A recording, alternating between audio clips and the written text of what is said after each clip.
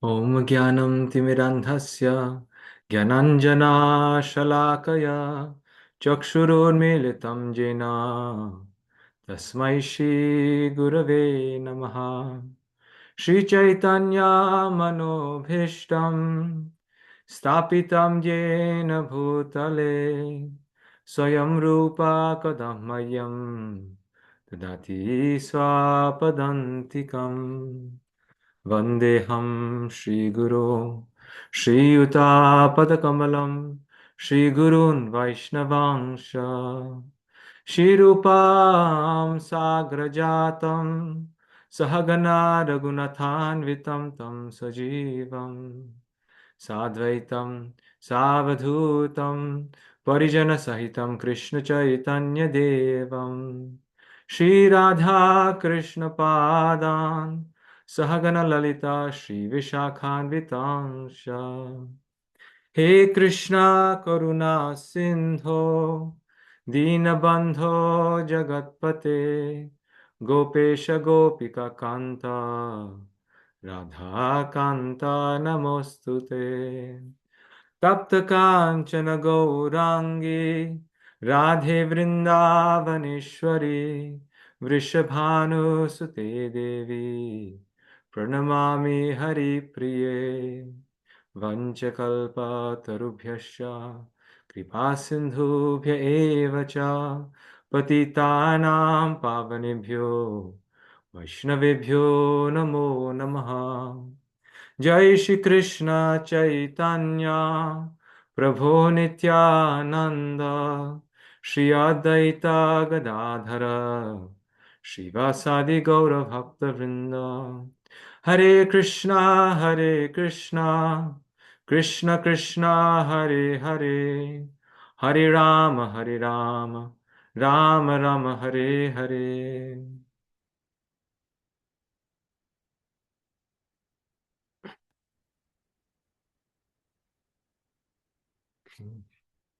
So last time we were on chapter 10, is that correct? We did the first two sections.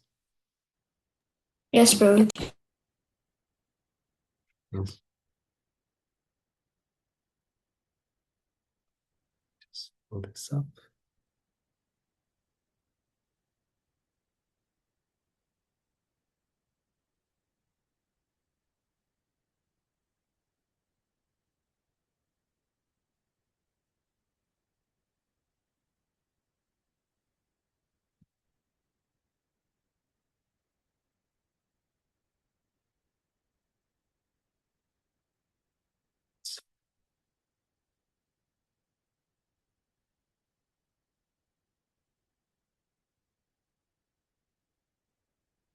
Okay.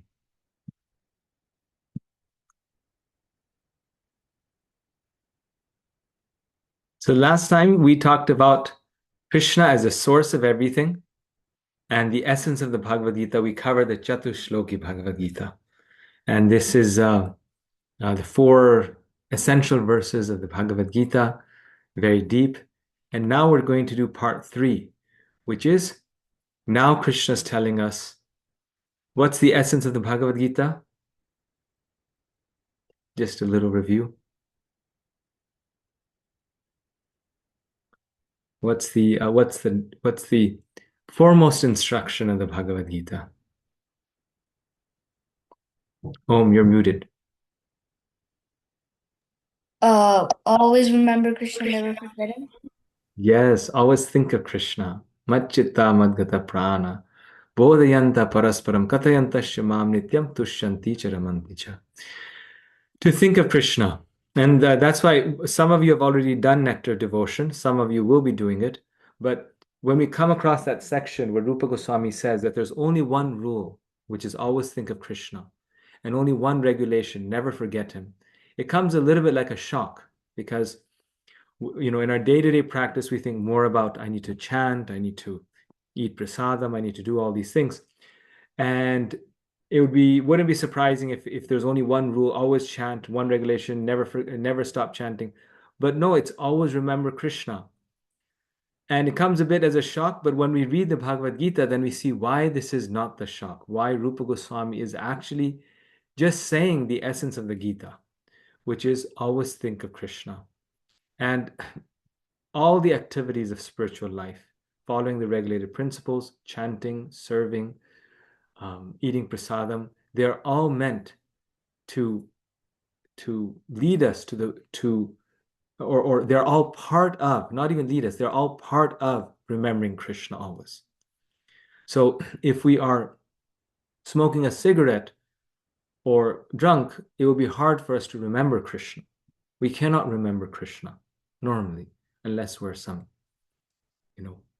pure devotee, and then we won't drink. But under normal circumstances, it's either Maya or Krishna, so that's why we can't think of him. We cannot remember him in such a context.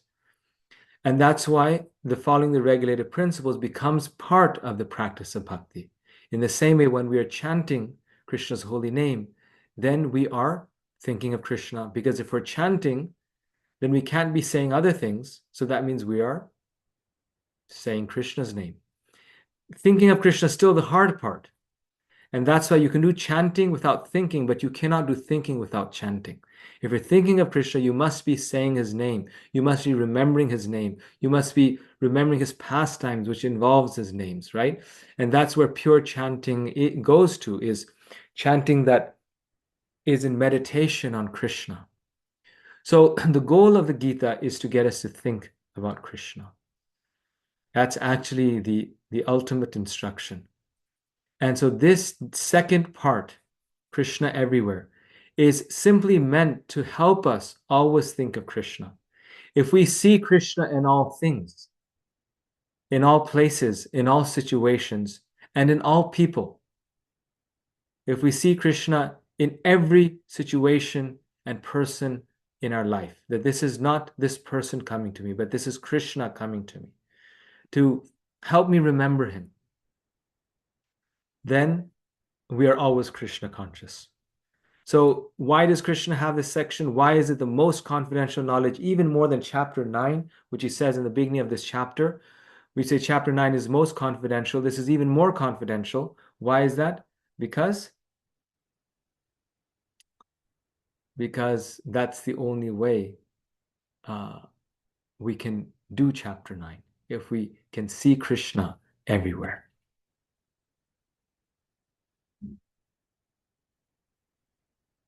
So now just open up the,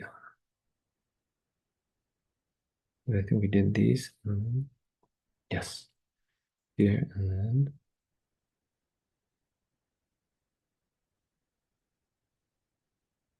So why is Chaturshloki called Chaturshloki?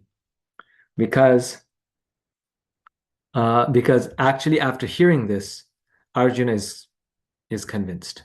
The whole Gita is there, and that's why he's fully convinced. So in chapter 12, he tells Krishna that I accept everything that you've said. If you want, we can start the battle now.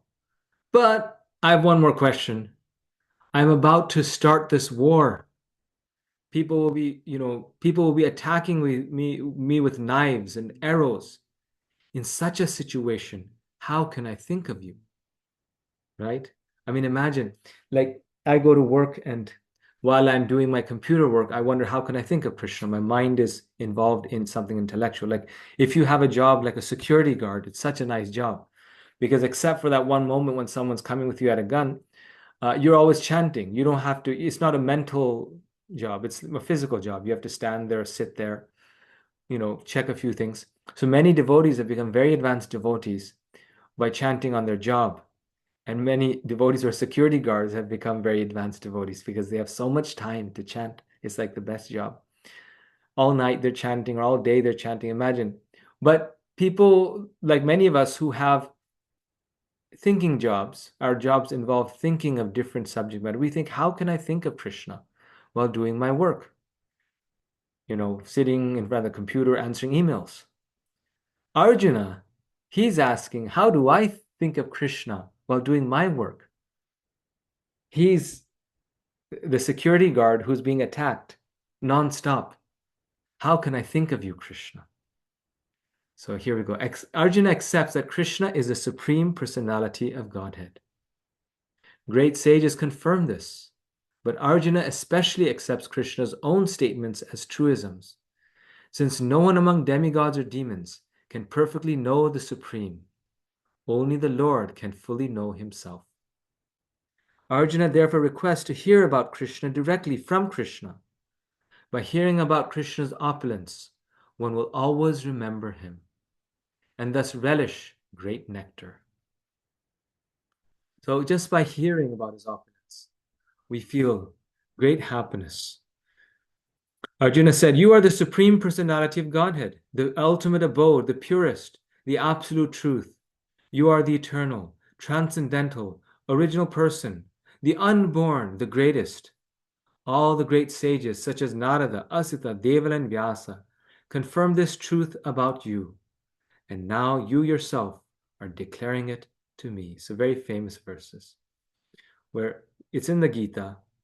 These 700 verses are revealed to us by Vyasadeva, part of the Mahabharata. And he's Krishna. And whatever's in there is all Shastra, right? It's not just that, well, Arjuna's saying it, Krishna's not saying it, so it's not true. Everything there is there. And here he confirms that you, Krishna, standing before me, are the eternal, original person, the unborn, the greatest, the transcendental. And everyone, all the sages, Narada, Asita, Devala, and Vyasa, confirm this. And now he's repeating what Krishna is saying, you are declaring it to me. And after he says this, Krishna doesn't disagree with him. He doesn't say, oh, no, actually, I'm not the supreme person. Krishna confirms it. Krishna assures Arjuna that, in fact, this is the case in chapter 11. So again and again, this is another message of the Gita that's repeated so often that the impersonalists miss it, that Krishna is God. Krishna is the Para-Brahman, not just Brahman, not just a lower Brahman, but the Para-Brahman, the highest Brahman. Then he says, "O Krishna, I totally accept as truth all that you have told me." So the Gita ends here because Arjuna says, I accept everything. He's ready to fight. And one who is self-realized can find all the instructions in the 4 verses of the Chatushloki Gita. But because at least the people on this call, need more, that's why we have the whole Bhagavad Gita. So here Prabhupada explains, sometimes impersonalists accept Krishna as Bhagavan, or they accept his authority. Yet many liberated persons cannot understand Krishna as Purushottama, the Supreme Person.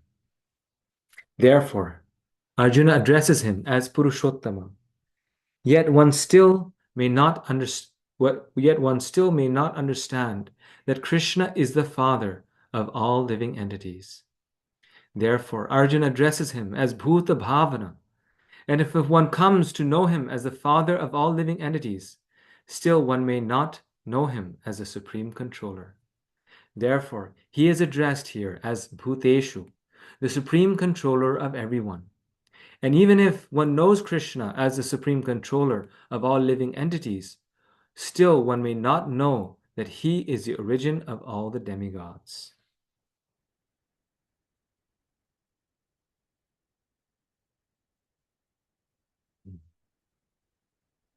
Therefore, he is addressed herein as Deva Deva, the worshipful God of all demigods. And even if one knows him as the worshipful God of all demigods, one may not know that he is the supreme proprietor of everything. Therefore, he is addressed as Jagatpati. So, Purusha Uttama, the highest person. Krishnastu Bhagavan Swayam. Bhuta Bhavana, the father of all living entities. Bhuteshu, Bhuta Isha is Bhuteshu, the supreme controller of all living entities. And Deva Deva. So he's a demigod. He's one of the gods, the top god. No, he's the god of the demigods. Deva Deva, Jagatpati. Jagatpati, he is the master of the entire world, the proprietor of everything. So he doesn't leave any doubt. Right? Arjuna doesn't leave from some angle, maybe Krishna's not the origin. Maybe Krishna's, not the source. Maybe he's not beyond the demigods. Maybe he's not a person. Purusha Uttama, person, Uttama, highest person, right? He uses his words very carefully, and those words don't leave any ambiguity in who Krishna is. And now he says, after being fully satisfied, establishing Krishna's supreme position, he says, O Janardana, again, please describe in detail the mystic power of your opulences. I am never satiated in hearing about you, for the more I hear, the more I want to taste the nectar of your words. I'm never satiated in hearing about you, for the more I hear, the more I want to taste the nectar of your words. So, very key point here that bhakti is known as tailadhara, that bhakti is not like the flow of water. If you pour water, it goes, it comes and it stops, it moves like this. But if you pour oil, it's no break in between. If you stop pouring, that's it. But when you're pouring it, there's no break in between. And it's very consistent. So when a person has a taste for Krishna and his name, his form, his pastimes, they never satiate from hearing about him. It's like ongoing. It's like the tape has to keep going. We keep wanting to relish. We have our favorite speakers. We have our, those who are speaking about Krishna who touch our heart, and we want to keep hearing them. Wow, this is so nectarian. This is so nectarian. This is so nectarian, right? And it's a matter of getting into it. And when we have the taste, we keep doing it. When we don't have the taste, then we don't do it at all. We'll waste the time. We'll drive and waste the time. But when we have the taste, we will drive and we'll put the tape on. We don't change it while we drive. We just put it on before we start. We turn it off after we get there. We don't want to get distracted. But while we're driving, we can also hear Krishna's words, glorification about him. When we are eating, if we're not eating with others, we're eating alone, why waste the time? Right? We can turn it on. We're at work, in our office, having lunch, we can turn it on. So much time we have. There's no shortage of time. There's just a shortage of desire. We are going for a walk. We're, doing exercise rather than listening to some of the music that goes with the exercise. Listen to kirtan or to a lecture. So the devotee should never be satiated in hearing about Krishna, because that is the actual perfection. Everything else is details. If we develop a taste for Krishna and his words, we have it all. Everything else is like, okay, if it happens, happens. If it doesn't happen, doesn't happen.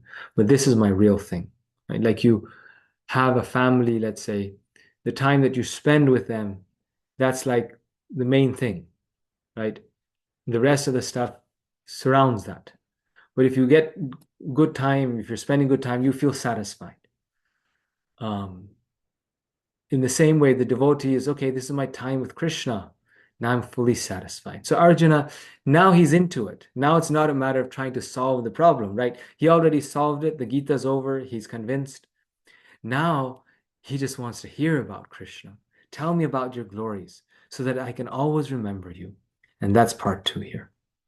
So seeing Krishna in the nature and the world. Krishna gives us a partial list of his unlimited opulences, revealing him to be the cause of everything. Texts 21 to 38 present Krishna's opulences by showing him as a chief of all qualities and personalities. And these verses are very famous because these are quoted very often. So what does he say? How do we see him? I am the super soul, O Arjuna, seated in the hearts of all living entities. So whenever we see anyone, we can see the super soul within their heart. I am the beginning, the middle, and the end of all beings.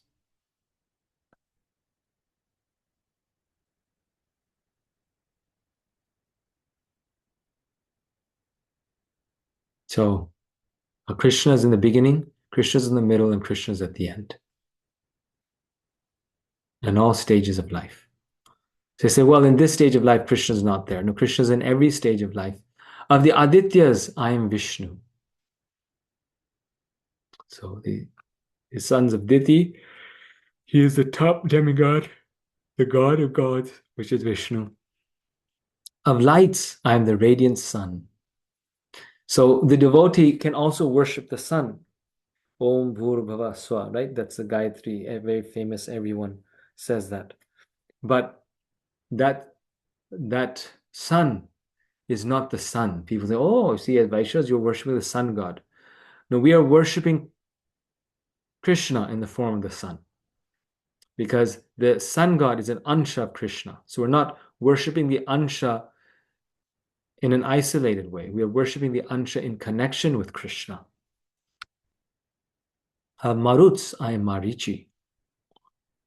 Why? Because the Lord's energy is present. Right? As later on we'll see, Krishna says, of powerful people, of the strong, I'm strength, right? Because it's not that they become God, that okay, Marichi is God. But the reason why a strong person is very strong is because Krishna's energy, for some reason, has become present in them. And so the devotee is saying, that is Krishna, because that's Krishna's energy present there. Not the person is Krishna, but Krishna's energy is present there. That's why among the Maruts, he is Marichi. Among the stars, I am the moon. Again, the same principle. In Vedic scriptures, the moon is considered a star, which means another sun. Yeah, modern science says that it gets its light from the reflection of the sun. But Prabhupada says no. The scriptures say no, that it's a self-illuminating planet. Like the stars are self-illuminating, it is not the reflection of the sun. Of the Vedas, I am the Samaveda. So this is, again, the best. That's why it mentions. And the Samaveda are the hymns glorifying the Lord. Of the demigods, I am Indra, the king of heaven. Why? Because he's the king of heaven. Kings in general represent the power of the Lord. Of course, if that power is misused, they may not represent the power of the Lord. But the strength that's in them, the authority that's in them, is an ansha of Krishna. Of the senses, I am the mind. Why? Because the mind is a carrier of the senses. The mind is the supreme sense. All the senses rest in the mind. The mind is the sense and the mode of goodness. Because Krishna can appear within the mind, because it's made of the mode of goodness. Krishna doesn't appear in the intelligence. It's made of the mode of passion. But he appears in the mind, showing that we cannot understand Krishna through our brain, our intelligence, but we can understand Krishna by thinking of him. Of course, one way of thinking of him is applying our intelligence, but Savai Mana Krishna Padara Vindayo, right? We have to offer our mind to the service of Krishna, first and foremost. In living beings, I am the living force, consciousness. Of all the Rudras, I am Lord Shiva.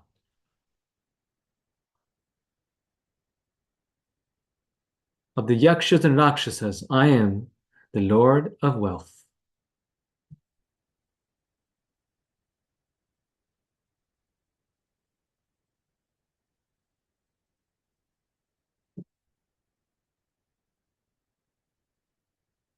So he's actually a Yaksha, but because he's a demigod, Rudra, so Kuvera is, so, oh yeah, sorry. Uh, so Krishna is the consciousness within us. Now, Shiva is the head Rudra from which the other Rudras come. And Kuvera, he's actually one of the foremost demigods. Like a step below Indra. He has actually a very special place. That's why his abode is very high up near Shiva's abode. And that's why you have the pastime of Nalakuvera, Manigriva, and Narada going. And he's so shocked that they become so fallen. Because Kuvera actually has a very exalted position. Of the Vasus, I'm fire, Agni.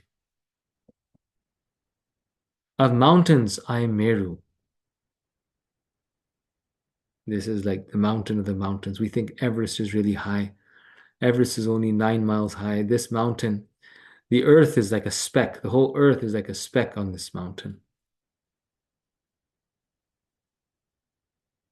A priest, O Arjuna, know me to be the chief, Brihaspati, the priest of the demigods. Imagine how good he is. If he's a priest of the demigods, he must be a really far out priest. Of generals, I'm Kartikeya.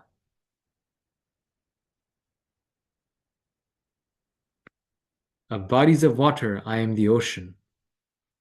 The ocean, if you see it, it's like limitless. There's no end to it. And you think, well, how is this possible? Because it's Krishna, right? It's Krishna. Of the great sages, I am Bhrigu. We were just reading about Bhrigu, right? In Daksha's fire sacrifice, Bhrigu is there. And he's battling against Shiva at one point. He's so strong.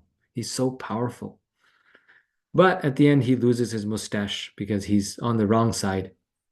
And Bhrigu, you all know the story, right? One time he was asked, I forget who asked him, but he was asked to test the gods to find out who is the most supreme. So he goes and uh, he mentally insults Brahma, meaning he goes there and he doesn't offer respects, he just walks the other way. Then he goes to Lord Shiva and he verbally insults him. He calls him, you fool, this, because they're kind of contemporaries, right? He's also a pretty senior person, one of the children of Brahma. So he goes and insults him. And Shiva is just like, I'm not going to leave this sage. He runs for his life, but he gets protected. And then he goes to Lord Vishnu and he kicks him on the chest. He kicks Lord Vishnu on the chest.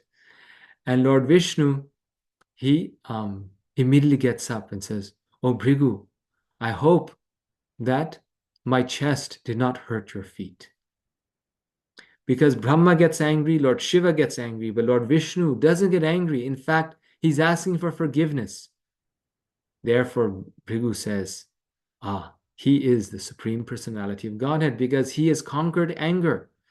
None of the others have conquered anger. He has conquered anger. Therefore, he is Deva Deva Jagatpate. He is the God of the demigods. So that's how exalted he is, that he can kick Lord Vishnu on the chest. And that's why of the great sages, he is Bhrigu. So we sometimes read about these sages and how could they do this? Because they already had a very long-term relationship with the Lord, right? So the Lord also knew there must be a purpose why they're doing this. There's such a close connection between the devotee and their Lord, and that's why they get away with something that we don't. We shouldn't try that. We can't even touch the deity. What to speak of, doing something more.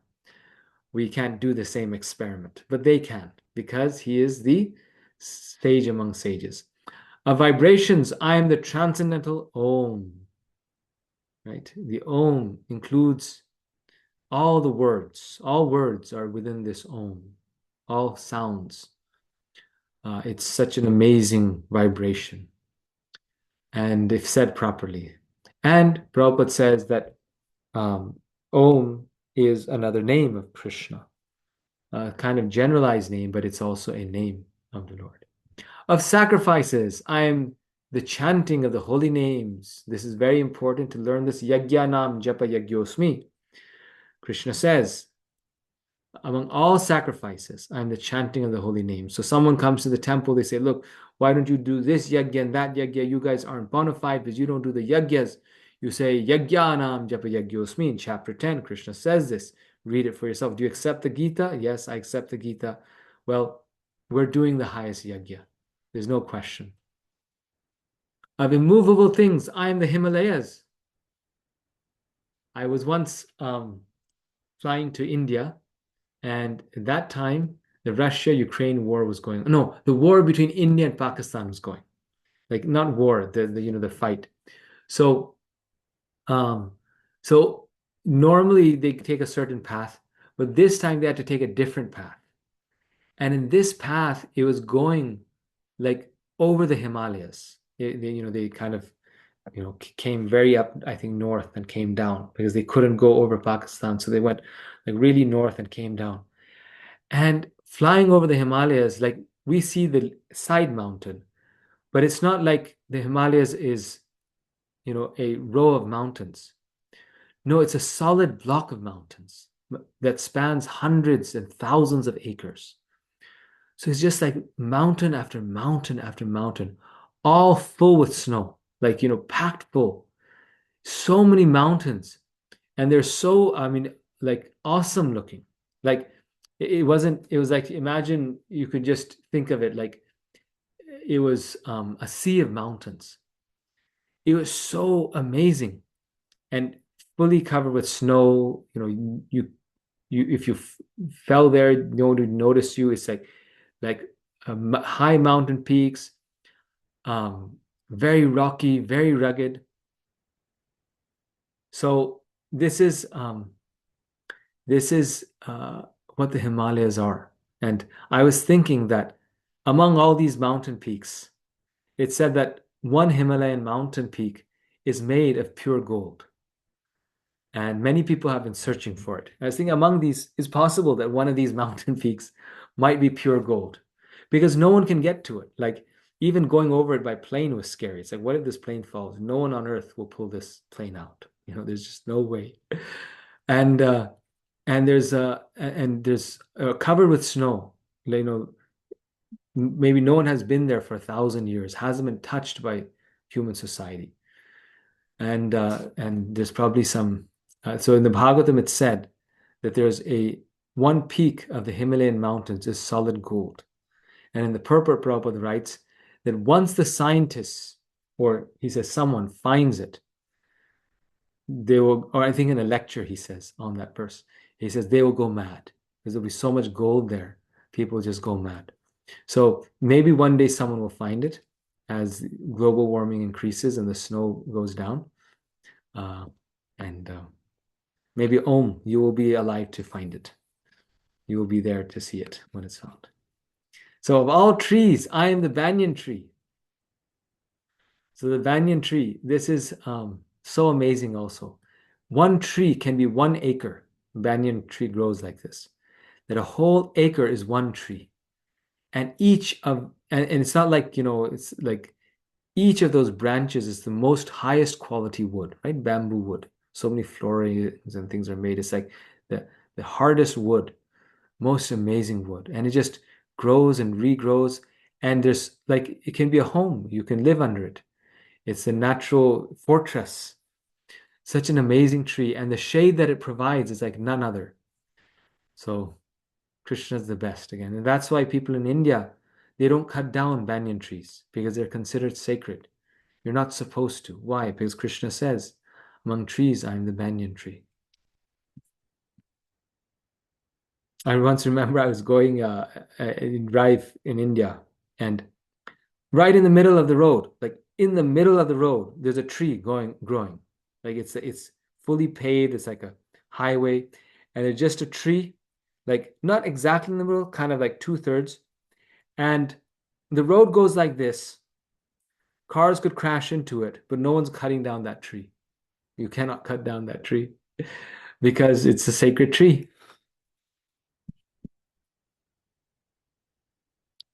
Of the sages among the demigods, I am Narada. Why is Narada the sages among the sages? Because Rupa Goswami says in the Nectar Devotion, he is a saint of bhakti. He's the teacher of bhakti, the saint of bhakti. And that's why in every narration in the Bhagavatam almost, you see that Narad Muni has some part. All the kings, Dhruva Maharaj, Prahlad Maharaj, they're all being inspired by Narad Muni. All the great devotees, they're all his disciples. They all, it all comes back to him. So his narration is given there. That's why our parampara is Brahma and then Narada, right? Brahma is the source of the sampradaya, not the source, but the first one of the sampradaya. Krishna is the source. And then after that, it's Narada. He is traveling around the world and making kings into devotees so that entire civilizations become devotees of the Lord. He's doing, you could say, VIP preaching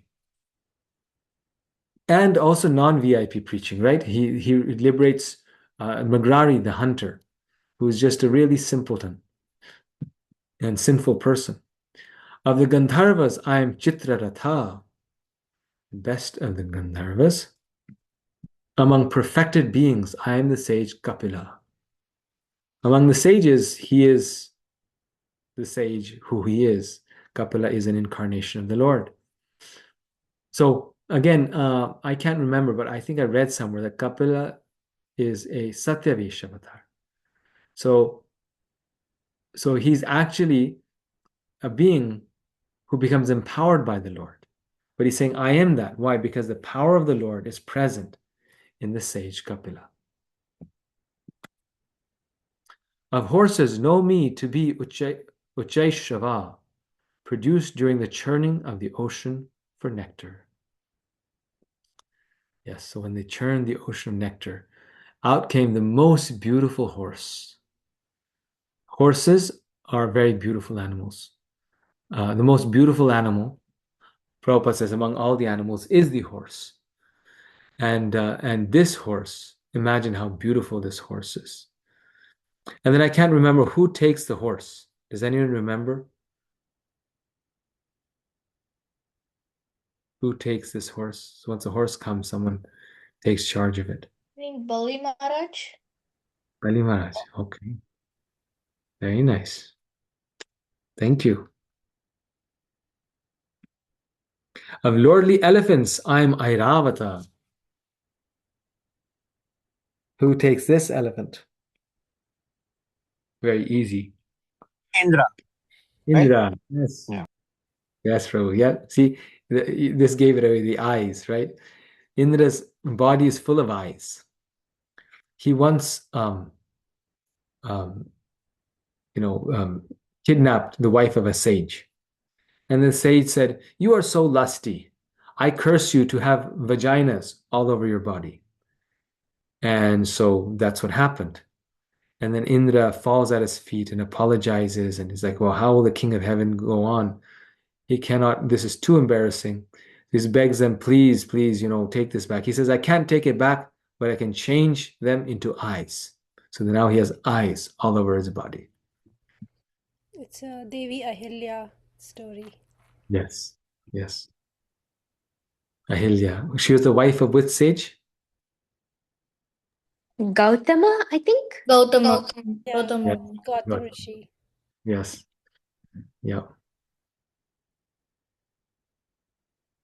Among the men, I am the monarch, right? We said this. So why does the devotee, there's a big message in this, Prabhupada writes this in the purport. Even if a great leader is a non-devotee, is not a devotee, not spiritually realized, why does a devotee still respect people in powerful positions? They respect them for this reason.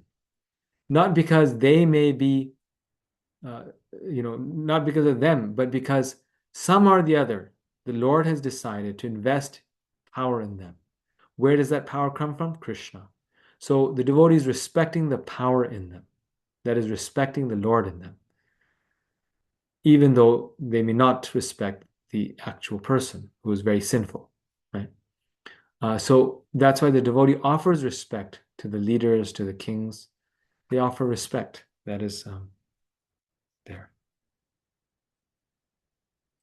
Of weapons, I am the thunderbolt. Of weapons, I am the thunderbolt, right? I mean, imagine if that was your weapon, you'd destroy it all.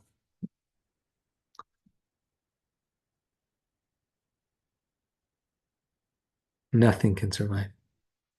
Among cows, I am Surabhi.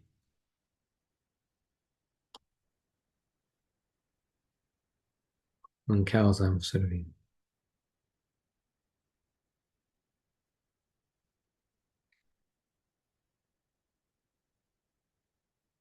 Of causes for procreation, I am Kandarpa, the god of love.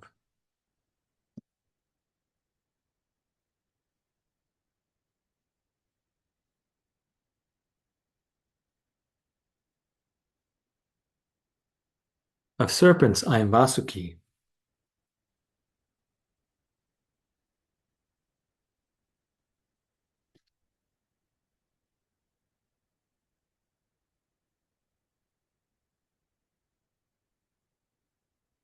Vasuki was used for the churning of the milk ocean.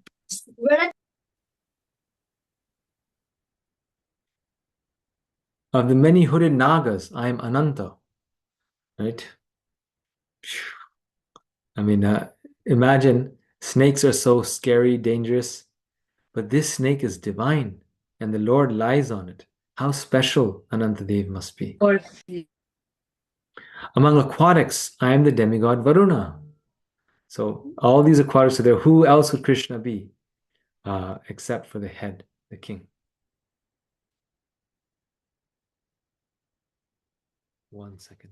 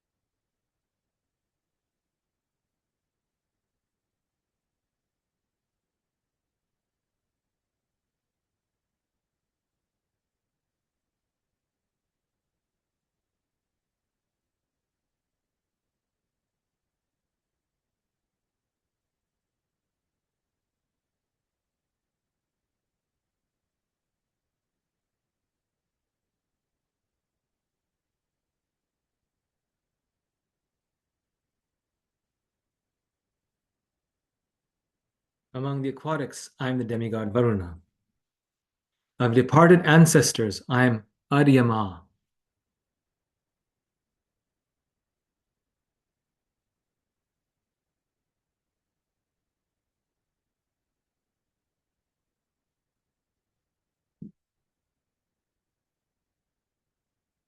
Among the dispensers of law, I am Yama, the lord of death.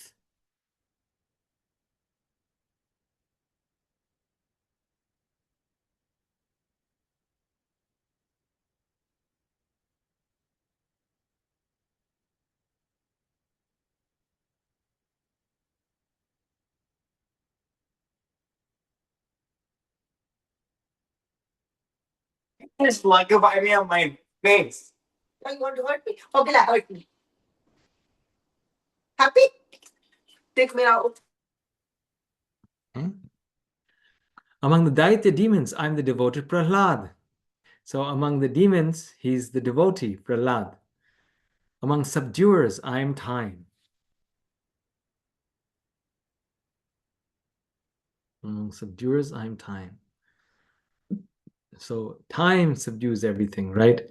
Even the most horrible people, they have to go. Their clock is 100 years maximum. They get subdued by nothing else other than time, but time subdues them. Among beasts, I am the lion. Wow. And see again, the Lord's power, like how powerful this animal is. That's why I have to respect it. We don't have a choice. It's going to eat us up. And what are we respecting? Why do we have to respect it? We're respecting the Lord's power in that lion. The same is true of human beings. Among birds, I am Garuda. That doesn't mean we follow them. We can stay away from them, like the lions, but we respect them for what they are. Among birds, I am Garuda. So many pastimes of Garuda, how powerful he is.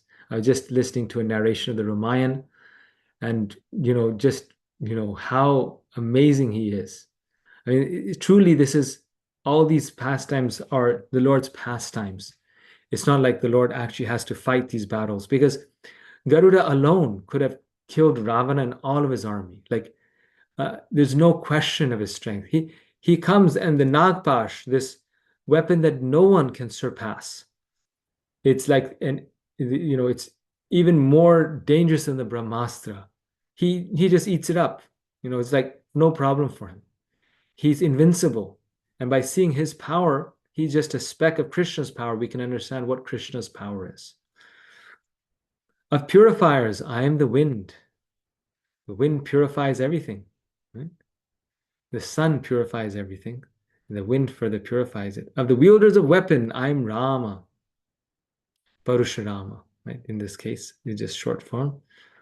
He alone with an axe. How good was his axe? He was able to kill all the demons. Of fishes, I am the shark. So we're going through all of these so that after this class, you can remember all of them, and each one of you can recite them by heart. So that's why please be attentive. And let's see if at the end someone can say all of them by heart. Of flowing rivers, I am the Ganges.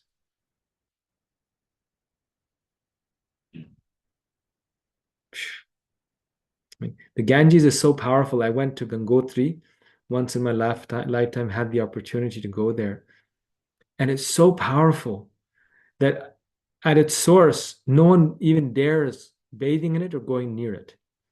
If you threw a semi-truck, like a big truck into it, no one would even notice it. It would be like a speck. That's how vast it is. That's how powerful it is. I mean, there's nothing that can withstand its rush, its force when it goes down. That's why when it came to this world, Lord Shiva had to personally hold it in his hair, which you see here, because its force is so great that, I mean, what to speak of us, even the whole earth, would drown by its force. That is the Ganga. Creations, I am the beginning and the end and also the middle. So Krishna's in every part of it. We think, oh, well, it was my idea. No, Krishna's idea. Well, I developed it. No, Krishna developed it. Well, no, I finally brought it to a conclusion. No, Krishna did that. He's the beginning, he's the middle, and also the end. Of all sciences, I am the spiritual science of the self.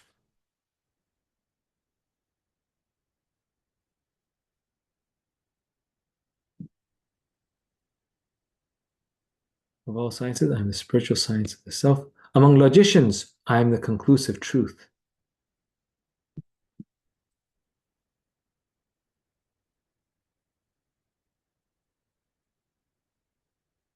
So the logic is meant to come to the truth.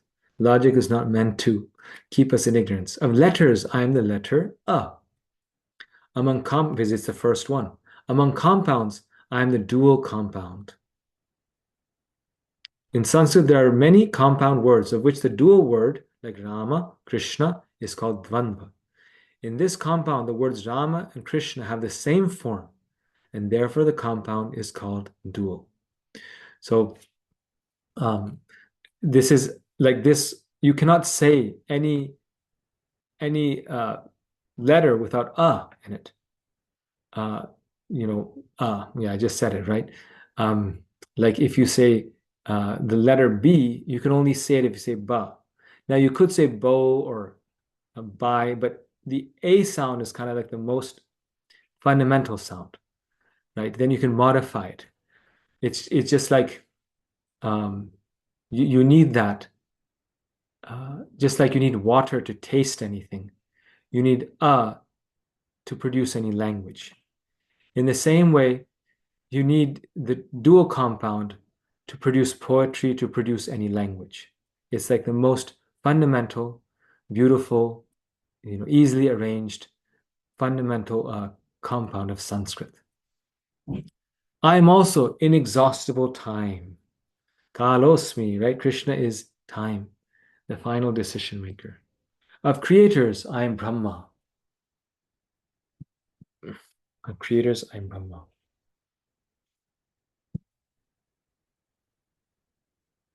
I am all devouring death.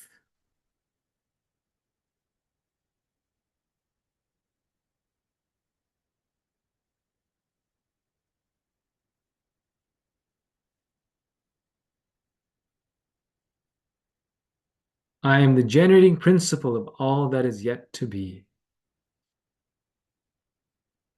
So by the way, I didn't put these images. This is Mother Urmila's slides. So among women, I am fame. Among women, Krishna is fame. So people criticize the Gita sometimes that it is too male-oriented, but Krishna says very nice things about women. Like apparently women are very famous, and they are very famous. So fame. Among women, I am fortune. Women bring fortune, right? People say when someone gets married, now good fortune has come in your family. When someone has a daughter, they say good fortune has come in your family. And the personification of fortune and wealth is the goddess of fortune, is a goddess. It could be a god, but it's a goddess. And everyone prays to her. So it's not just like a goddess is there, but irrelevant. Everyone prays to her. Among women, I am fine speech. So women have better speech than men. They're fine speech, very beautiful speech. So their fame, fortune, fine speech. Among women, I am memory. Women always remember everything, right? The men have to be very careful because 20 years later, they will still remember. And that's why Krishna says, among women, I am memory. And in a very positive way and also in negative ways, right? Like Kaikai, she didn't forget the promises. She used them when she needed them. So among women, he says memory. So some people say, well, women aren't smart. Well, the very definition of smartness in Vedic culture, intelligence, is memory, right? Krishna says in Gita, when memory is lost, then intelligence is lost. Dhyayato visham punsa sangaseshu bhajayate sangat sanjayate kama kamat krodot vijayate krodat bhavati sammohat sammohat sammohat siddhis sammohat smriti brangshat buddhinasho buddhinasha pranashati smriti brangshat, when smriti is destroyed, then buddhi nashot. So memory is the basis of intelligence. And you actually see this, that there's many women, more than men, whose memory is very sharp, and some of them are on the call. They're very good memory.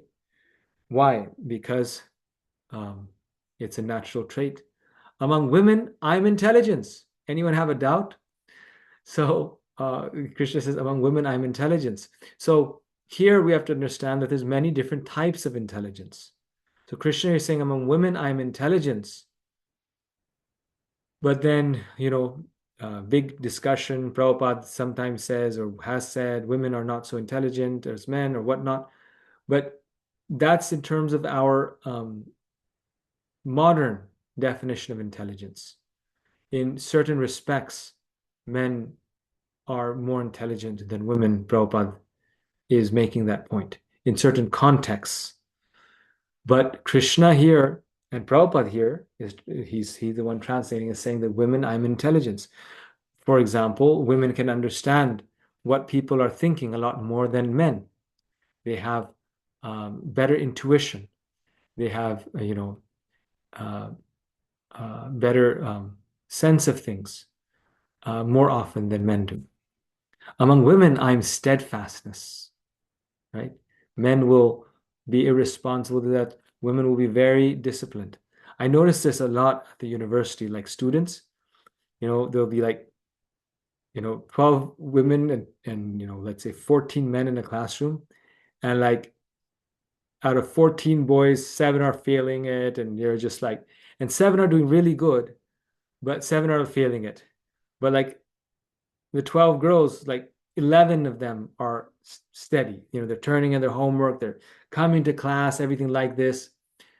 And some of them are doing really good and others are steady. It's not like they're doing really bad. Maybe one is doing really bad because they have the nature of steadfastness, consistency, chastity. That's why Krishna has entrusted them with children. Because when things get bad, they're just not like, okay, ignore the child, let's go forward. Sometimes like the men are. and they're just, very dedicated. Among women, I am patience. So they're very patient. I have more patience than men, especially with children. They definitely have more patience than men. Uh, I'm sometimes impressed or surprised by that, like how long they can keep, you know, putting up with the children, and especially with the babies. Men lose their patience, the women do not, and also being patient with their husbands, right? That's maybe even harder. And there's many narrations in the Bhagavatam glorifying women who had this quality, uh, and therefore are famous. Of the hymns in the Sama Veda, I am the Brihat Sama. So within the Sama Veda, Krishna says, among the Vedas, I'm the Sama Veda. Within the Sama Veda, he's the Brihat Sama.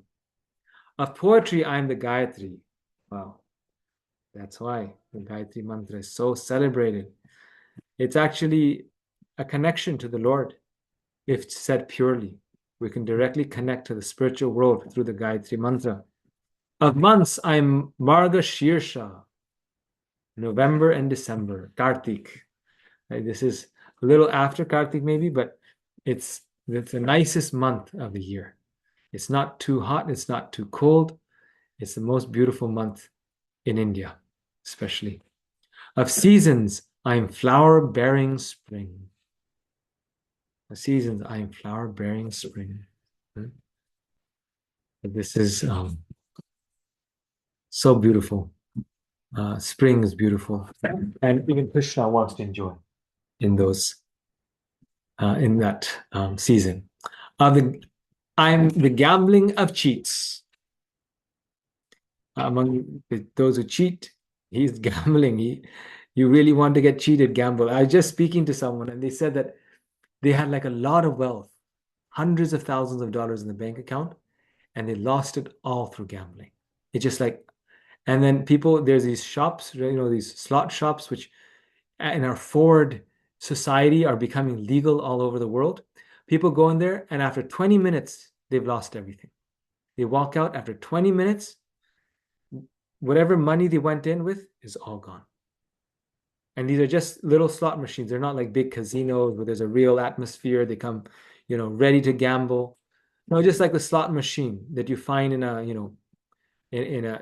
now it's becoming a big thing. You have restaurants with slot machines, or fast foods with slot machines.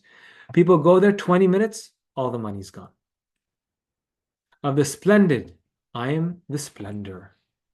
Of the splendid, I am the splendor. I am victory. So if we're winning, Krishna's blessing. I am adventure. I am the strength of the strong. Right? So if we like adventure, we can think of Krishna when we're having the adventure. That's how to remain Krishna conscious. If we're very strong, we're lifting weights, we can think of Krishna, that this is his strength. Of the descendants of Vrishni, I am Vasudeva. Krishna, Vasudeva. Of the Pandavas, I am Arjuna.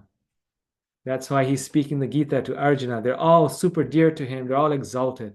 But Arjun, something special about him. He is Krishna's dearest. Of the sages, I am Vyasa. Who could be a greater sage than Vyasadeva, the writer of the Vedas? Among great thinkers, I am Ushana. Shukracharya was the spiritual master of the demons. He was an extremely intelligent and far-seeing politician. Thus, Shukracharya is another representative of the opulence of Krishna. See, representative of the opulence of Krishna. So even a person who's not God conscious may have that opulence, and that opulence is representing Krishna. He was so smart that he could bring people back to life who had died. Right? So that's his. I mean, that's why when he was on their side, no one could kill the demons, because he would bring them back to life.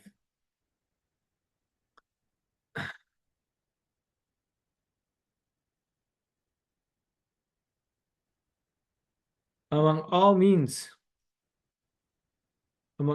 of suppressing lawlessness, I am punishment.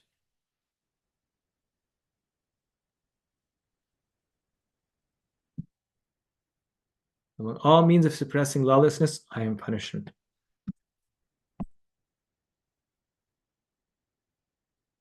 So punishment is sometimes needed, right?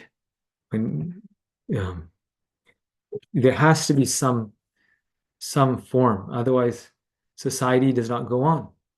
Now, the punishment should also be uplifting. It should not, simply destroy the person. It should rectify them. But punishment is necessary. There's some countries that have very strict punishment. One example is Singapore. Very heavy punishment. One American student went to Singapore and threw some rotten tomatoes on one car. Just like students do. He was a student.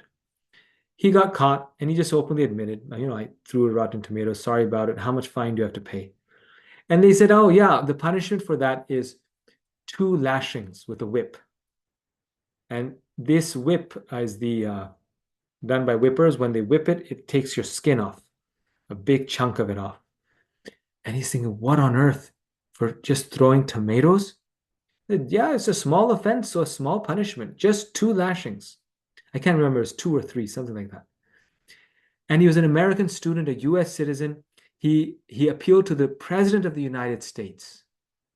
The President of the United States appealed to the President of Singapore and said, please forgive this student. We'll just bring him back to the US. You can bar him. He'll never come back into Singapore, never in his entire life. He won't get his degree. Let him come back. And the Singapore government said, no, I'm sorry. Because if we leave him, then every American citizen is going to think that they can go. He has to get the punishment. And he got it. He got the punishment. And it's said that in Singapore, aside from this case, these are the very heavy punishments. If something is proven and then you get it. So therefore, in that country, there's literally no crime. There's no crime.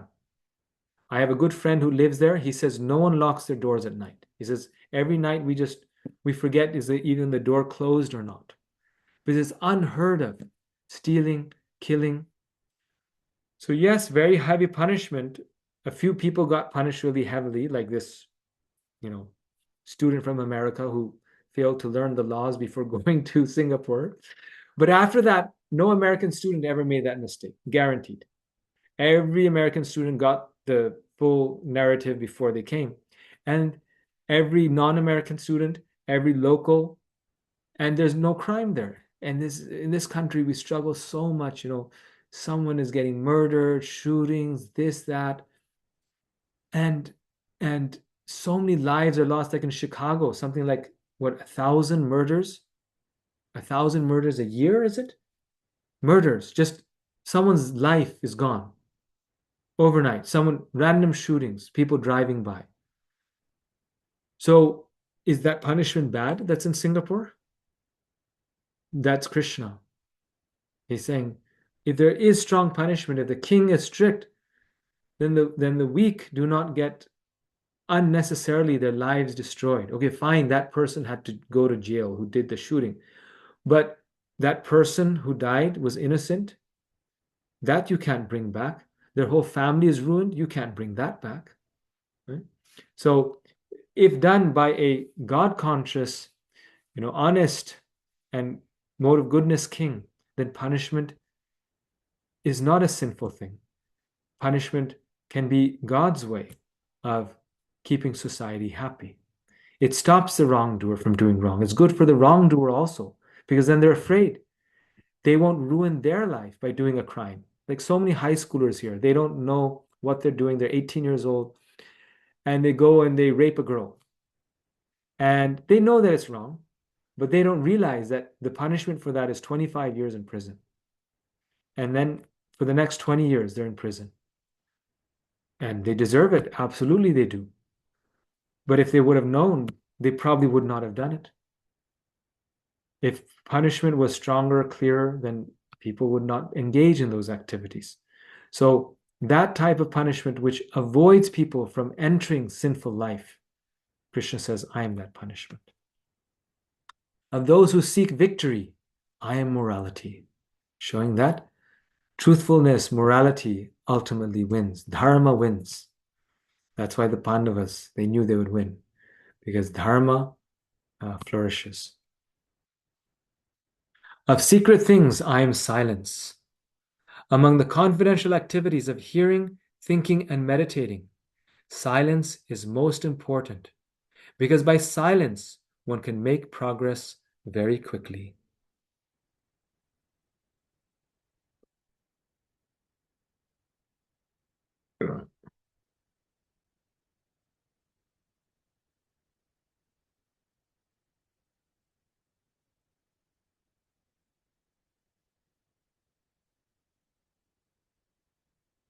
We were having a seminar here by His Holiness Romapad Swami Maharaj, and he said that to become very powerful, if you want to become very powerful, respected by all, accepted by all, very influential, the principle in the scriptures is, and he quoted a passage, I don't have that passage on me.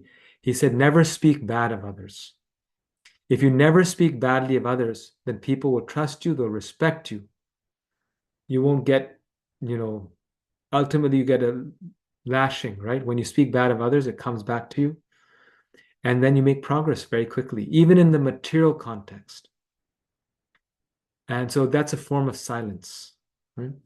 Not that we don't speak up when something is wrong, but we don't engage in speaking bad of others. There's a difference there, as you all know. So if we can free ourselves from criticizing, basically from Vaishnava Parad, and only chanting, only saying spiritual things, which Prabhupada says is silence, then one makes progress very quickly. Imagine, because so much of our energy, most of our energy in every day is wasted in talking, time, energy. Of course, we have to talk also to keep us sane, our family members sane. We have to talk to our children, so important. But useless talk can be given up. Of the wise, I am the wisdom. So talking about Krishna, that's it. We have to talk, but we talk about Krishna, that is silence. Of the wise, I am the wisdom. I am the generating seed of all existences. Aham bija pradapita. Krishna is the seed. He's the seed of everything. So he's the father of everyone. And then finally he says, Yash shasa utsujya. Know that all opulent, beautiful, and glorious creations spring from but a spark of my splendor, O Arjuna. All wonderful things come from just a spark of his splendor. All of this, all these 100 galaxies, each containing 100 billion stars, comes from one spark of Krishna's splendor. How great is Krishna? I mean, forget about our own earth, right? This earth. If someone could lift this earth, how great they must be. I mean, with the oceans, like how great this world is. There's no end to it. It's limitless in one way. And even that, let's say, if it was a spark of Krishna, just a spark of him, how great Krishna must be.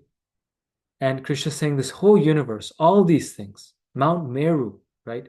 The earth is like a pebble in size of Mount Meru. It's part of that one spark, right? So how wonderful Krishna is. And this is why the devotee wants to hear this, because we know Krishna is great, but we don't realize how great he is. And that's why we don't have full faith in him. We go to other things and other persons for shelter, because we don't have the faith that Krishna is so great. He's right here in my heart. If he wants, he can do everything and anything that I need and want. We don't have that faith. By hearing about his glories, we get that faith. And that's why it's so auspicious. That's why chapters 10 is so great. In summary, nothing great or small can exist without Krishna. There's no end to Krishna's opulence. For everything opulent, beautiful, and powerful springs from but a spark of his splendor. Indeed, Krishna supports and pervades the entire universe with a mere fragment of himself. And then here's the chapter sections again, which we went through already, and the end. Thank you very much. All right, we have a few minutes for questions. Bhavya Mataji. Hare Krishna Prabhu, Dandavat Pranam. Thank you for a wonderful class as always. I had a reflection more than a question I wanted to share. Mm. So, from all of the qualities and different categories that Krishna says that he is in this chapter, one thing is that becomes clear is anything that is awe-inspiring in our phenomenal world, that is Mm. Krishna. And I think this is so interesting because, based on a lot of neuroscience studies, the feeling of awe is very, very important for our well-being Mm. because it turns off the default mode network, which is our fight and flight response. Mm. So when you feel awe, you turn down that danger signal in your body, and you feel more grounded. And Mm. so it's interesting because even if you don't know about Krishna and that Krishna can be found in all these awe-inspiring things, when you look, let's see, look at the Himalayas. Anybody who looks at it, they probably are kind of taken away from their own body. Like it's an out-of-body experience when you look at the Himalayas, right? So the reason it feels so good and it's so good for us is because it connects us to Krishna, even when we don't know that we are getting connected to Krishna through that. So I thought that was so interesting, and that study that I read about and this connected so nicely. So I wanted to share that. Yeah, thank you for that. Actually, I didn't realize that how awe is necessary for our own being because it's so natural, right? Because if we're not in touch, see, when we're in awe, we're in touch with Krishna. So if we're not Hmm. in touch with Krishna, then it's very unnatural for the soul. It's very Exactly. Exactly. Yes. Hare Krishna. Prabhu. Thank you. Thank you. Very nice point. Om. Hare Krishna Prabhuji, Dharma Pranam, Jish Prabha Jagadev. Wonderful class, Prabhuji. I really liked everything. One thing that it was really astonishing for me, awe, was how Krishna is even punishment. Because sometimes we look down on punishment and we think that punishment, it's something bad, especially that's what depicted in many places, but punishment is Krishna because it's for our benefit. So Project, I had one question Mm, in one of the previous slides, mm, uh before all this, how Krishna's everything. You Sri Prabhupada mentions in his purport how if one does not know, or if one cannot know, if one knows Krishna to be the father of all living entities, mm. then uh, he also should know that he's the origin of the demigods. So I was thinking that, but if he's the father and origin of all living entities, and demigods are also living entities. So what is the difference between the two then? Mm. So first, to your first point, thank you so much. And this is, I keep trying to convince my kids that when they get punishment, they should see it as Krishna. And you just said it perfectly here. No, very good point. No, this is because it's normally seen as a negative thing, and that's why explained it a little bit. That why Krishna's saying this, because it can actually, if it's done in the right mood, then it can be it can actually help the soul. Your second question, I didn't fully understand it. What's the last part of it, the last sentence? No, because Prabhupada says, what I was trying to say is that what is the difference between the or father of the living entities and the origin of the demigods? Because origin of the demigods includes father of the living entities includes demigods, right? So why Hmm. does he say like two separate things? Well, he repeats a few things, right? He repeats, "I'm the beginning, middle, and end" twice, but in different ways. The same thing he's saying, "I'm the father of all living beings, and I'm the source of the demigods." He's just trying to, you know, Krishna repeats himself on many things in the Bhagavad Gita because he's trying to teach. As a teacher, you have to repeat so the message gets through. And when you repeat, you don't say it exactly the same way because then the student doesn't learn anything much more. You say it in a different way with the same message so that people understand the same thing from different points of vision. So to your point, so that we understand the principle that Krishna is the origin of everything, he's trying to show I'm the origin of the universe. I'm the origin of the living beings. I'm the origin of the demigods. Just in case someone has a doubt that, well, maybe this demigod is also the origin. So Krishna is saying, no, I'm the origin of all the demigods. Okay. Thank you, Prabhuji. Hare Krishna. Thank you. Nice question. Sucharu Radharani Mataji. Hare Krishna Prabhuji and dear devotees. Uh, Prabhuji, my question is like 7.7 says that Krishna is the thread in the necklace. And so we know that Krishna is everywhere. But why he's precise, he's giving examples that among months, I'm November and December. Whereas we know that he's there in all the months. Every Because, yes, right. So it's just this example, but like why he's so specific, in this particular chapter, whereas we know that he's everywhere, every time, every moment, as a Paramatma in all living entities, and all the five elements as a material, as his own energies. Yes. Just like I was thinking about this very nice point you raised. Just like here in Chicago, it's always so cold, right? Miserably cold. And so when the summer comes and it's just starting to come, everyone's like, this is so nice. Oh my gosh. And everyone's in there, then they're in their favorite outfits. They get in the enjoying mood. They're everything's so green after a lot of cold and water. Then the summers are very beautiful. They're very green. So when our favorite months come, we immediately think how nice this is. And it's almost like if that month was a person, we would embrace it and kiss it. And thank you so much for being here. Thank you, thank you. So Krishna is saying, when you feel that way, remember that's me, right? Remember me in that joy and that happiness, because that nice month is me, right? The bad months is also him, but but we can appreciate Krishna and his wonderfulness. We can't appreciate him when he punishes us, like we were discussing in discussion, even though the bad months are equally sweet because they're helping us in our advancement in spiritual life, right? As soon as the weather gets good, we notice people in our bhakti vriksha, the attendance goes down. So in one sense, the bad weather is better for our spiritual life. It's sweeter. But because we appreciate the sweetness or the power of certain things, Krishna is saying, when you're appreciating that, remember me.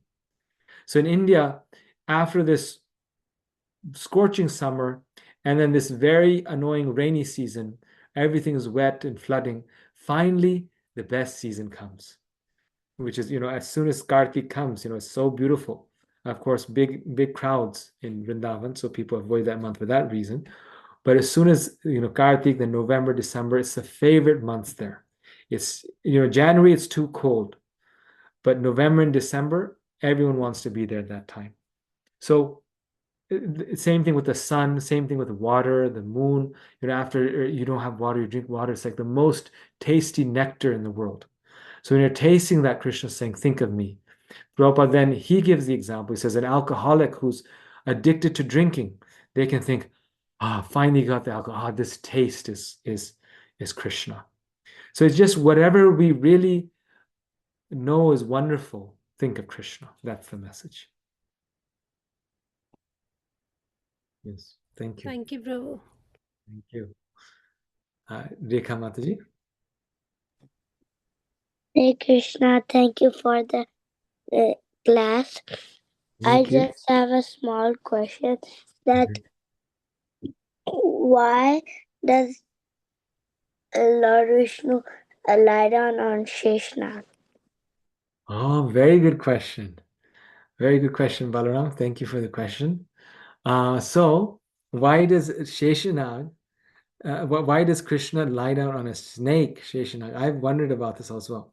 Because see, when you want a bed, you want it to be very soft, at the same time kind of firm, right? And if a snake wasn't scary and poisonous, the snake is like the perfect, perfect cushion, all natural and no chemicals in it. It's just the perfect, most comfortable. Lord Vishnu looks so comfortable, and it's like like these special mattresses they have. They kind of like move because different muscles they get. There's like a massager in it also. So like the snake's body, it kind of like moves, it keeps, the muscles nice and relaxed. So he's the most comfortable bed. He's Lord Balaram in the form of that Sheshanag as a snake, and he's providing Krishna the highest quality bed you can find in the world. So that's why he's lying on Sheshanag. Because he's Lord Balaram, and Balaram becomes his bed, he becomes his chair. He does all the services for Krishna. So he goes to the mattress store and he figures out which mattress is the most comfortable mattress for Krishna. And that's the snake mattress. Thank you. Thank you. Nice question. Thank you, everyone, for your wonderful time and attention. And we're right on time. It's a good time to end. Srila Prabhupada. Thank you, Prabhuji. Jai. Thank you, Prabhuji. Thank you. Thank you so much, good Thank you, friends. Prabhuji. Hare Krishna. Hare Krishna. Hare Krishna. Thank you, Prabhuji. Hare Krishna. Dandavat pranams. Hare Krishna, Prabhu. Thank you very much.